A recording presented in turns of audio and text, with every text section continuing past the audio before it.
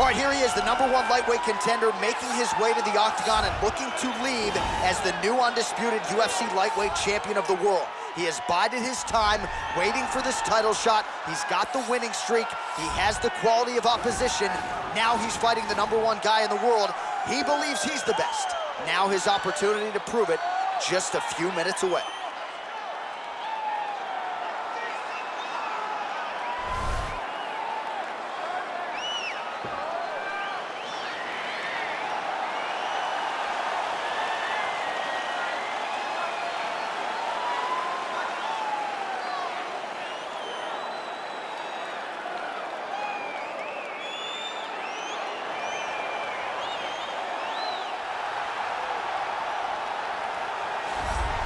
Well, in a division as talented as 155 pounds, it is absolutely remarkable what this man has accomplished. Here he is, folks, the reigning, defending, undisputed UFC lightweight champion of the world.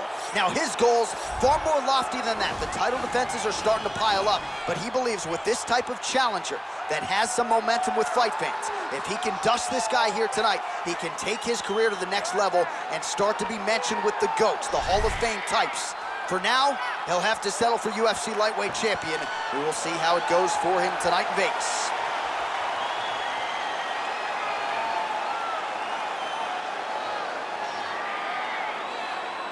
And now our tail of the tape for this lightweight scrap. The Russian is 29. The Brazilian is 30. He will have a 4-inch reach advantage. Now for the official introductions, here is Bruce Buffer.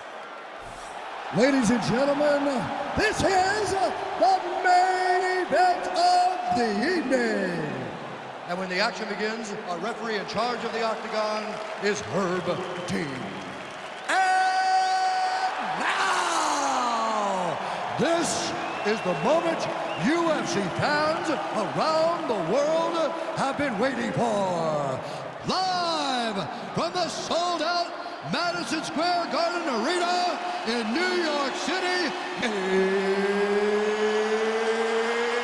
it's time! 5 rounds for the undisputed UFC Lightweight Championship of the world. Introducing first, fighting out of the blue corner. This man is a wrestler holding a professional record of 22 wins, 1 loss. He stands 5 feet 10 inches tall, weighing in at 155 pounds. Fighting out of Makhachev, Russia, introducing the challenger, Makhachev.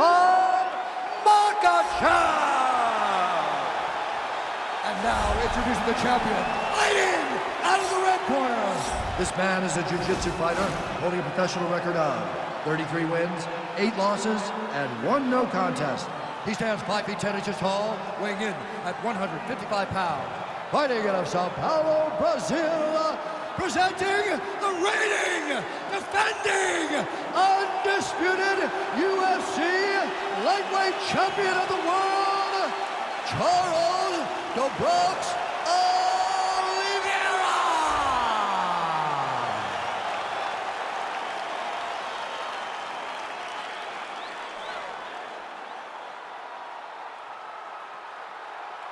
All right, this is for the championship. You've been given your instructions in the dressing room. Protect yourself at all times. Follow my instructions. We will have a clean fight. Touch gloves, let's make it fair.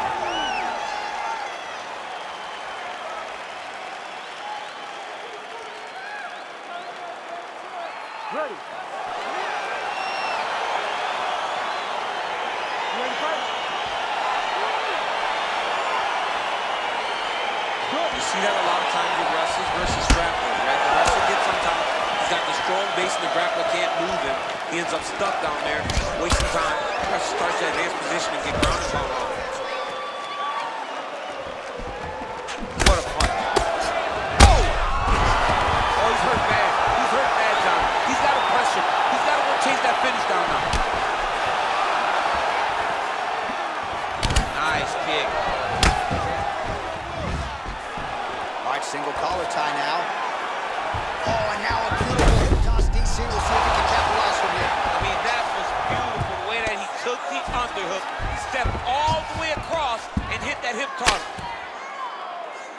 Well, these are some excellent ground and pound strikes here, DC. There's an efficiency with which he operates in these situations. He knows exactly when to throw, exactly when to hold, and it's allowing him to really control the grappling aspect of the fight. There's a song there, right? Know when to hold him, know when to fold him. Yep, absolutely. All right, well, both fighters pretty comfortable on the ground, DC, but you got to be very careful hanging out here for too long if you're his opponent. All right, under 3 minutes now to go in round one.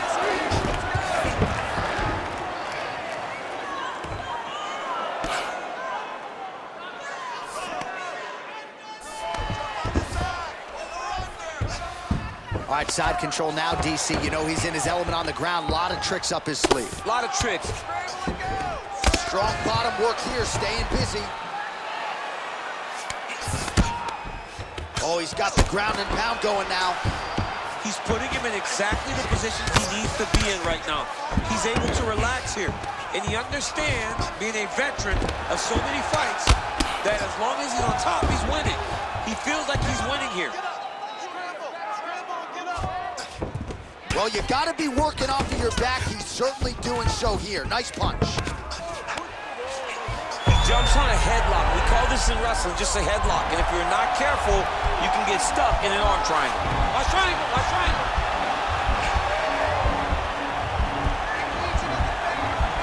There he is. He's moving to the finishing position. Now watch him go parallel right next to his opponent. When it's time to finish. And this might just be a matter of time.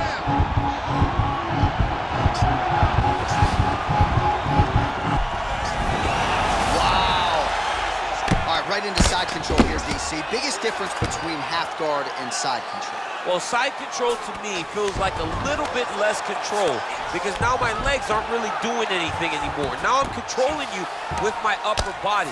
So I've got to be very, very aware. It's still advantageous, but it just seems a little more free-flowing than having something like a half guard.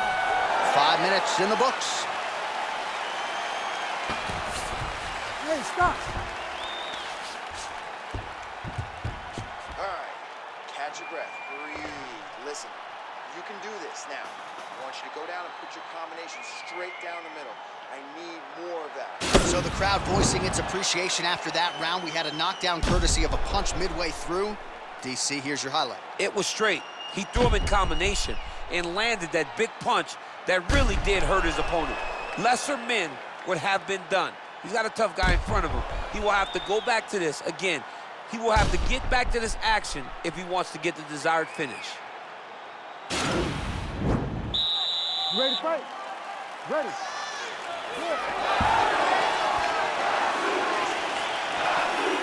Big kick land. Oh, nice land there with the punch. You see, he's taking advantage of what is an obvious edge in reach. Oliveira gets hit by that leg kick. You may want to start checking some of these. Tries the flying knee to no avail. Stuffs the takedown, no problem. When you're in the clinch, you can pull down on the head and land these beautiful punches to the head. Oh, now he's got the tie plum, Daniel. If you're on the other side, what are you trying to do to get out of this potentially dangerous position? You got to start digging your shoulder to a side and then try to shove and underhooks. You cannot bend down to try to get out of Muay Thai position. Timing his shots nicely here, champ. He's doing a great job of mixing everything up and using a lot of diverse strikes. His opponent could be out of here soon, DC. He's almost done. I mean, when you get hit with a shot like that, you don't know whether to run, hide, grab, or wrestle. He's confused. He's as confused as he was on his first test in elementary school. Oliveira gets caught with that punch. He's treading water now. Got to find a way to move those feet. Oh, single collar tie here. That knee might have landed there.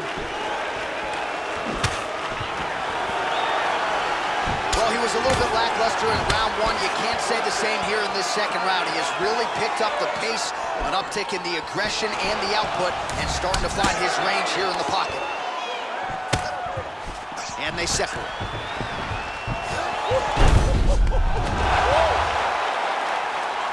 All right, he's trying to control posture here. Now trying to hip escape. He's just trying to move out of this position off the bottom. He got his foot on the hip, and now he's throwing up a triangle attempt. He's going to try to move his left arm across to get pressure on the choke. Oh, nice. Now he falls back into the finishing position. Somehow stays in the fight. Ooh, right into side control, DC. This is where you want to be now because you get to make your opponent decide. They try to turn back into you, you can attack guillotine. If they turn away to try to get to your knees, you throw your hooks in and you got all your rear choke submission. Man, this is some serious ground and pound here, DC. He's not just staying busy for the sake of staying busy. These strikes are doing damage. Oh yeah, no pity pat to this guy. This guy's trying to land, and he's trying to land effective strikes.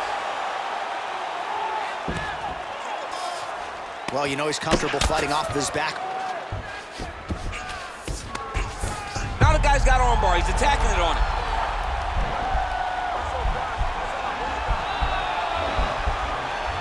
He's gonna attack armbar here. Oh, he picks him up and slams him. Oh, and there's the horn at the end of the round. So the fighter was really caught in a submission there just as the horn sounded. Safe to say he was saved by the bell there. So back to the stools they go. 60 seconds to recover here. We're gonna fight on, ladies and gentlemen. Another round coming up. All right, well, his kicking game was outstanding in that round. We'll see if his opponent can make the adjustments, but take us through the replays before we get there. It's always weird to watch a young fighter start to come into his own. Early in his career, he did not have this ability. He did not have the ability to dictate and control fights with his legs. Now he does, and he looks like a future champion in the making. Well, just as he did in the previous round, he continues to connect on a high volume of strikes. And a good sign, too, doesn't seem to be slowing down whatsoever. Struck over the top, and now his opponent in a world of trouble. Beautiful level change. Make him think you're going low and then come right over the top with that beautiful overhand. Great punch.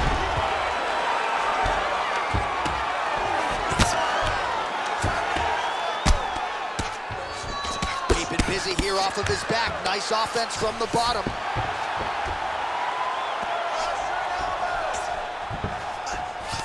All right, bottom fighter here, maybe looking to hip escape, DC.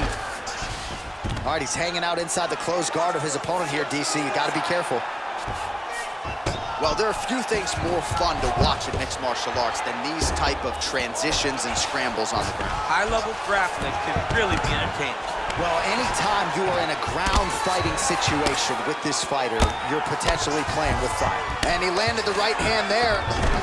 All right, half guard position here. We'll see what he can do with it. A lot of weapons at his disposal from this dominant position. Oh, man. I feel for a wrestler, this is the most dominant position in all of fighting because wrestlers love control. Right. And to have your upper body... Now trying to hip escape. He's just trying to move out of this position off the bottom. The Kimura is not the arms. It's the shoulder pressure that usually makes you tap. Oh, we're getting a finish here. And this might just be a matter of time.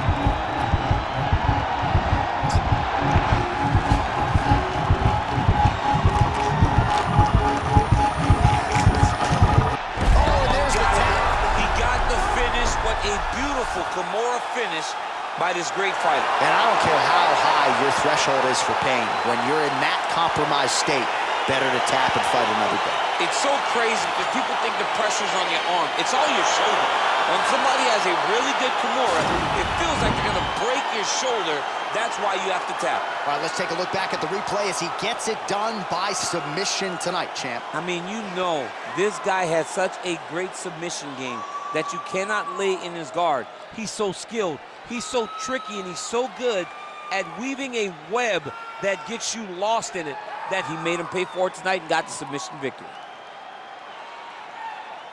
So there is the man they are all chasing at 155 pounds, the undisputed UFC lightweight champion. And how about the way he got it done tonight? A spectacular submission to finish the job. Ladies and gentlemen, referee Herb Dean is going to stop this contest at 3 minutes, 8 seconds of the third round. Declaring the winner by tap out, and still the undisputed UFC lightweight champion of the world, Charles the Bronx Oliveira. All right, so he defends the UFC lightweight title tonight, and I think in so doing starts to close the gap on the pantheon of lightweight greats. A hugely successful defense tonight. big moment for this man. Every time he goes into the octagon, the target is on his back. Every challenger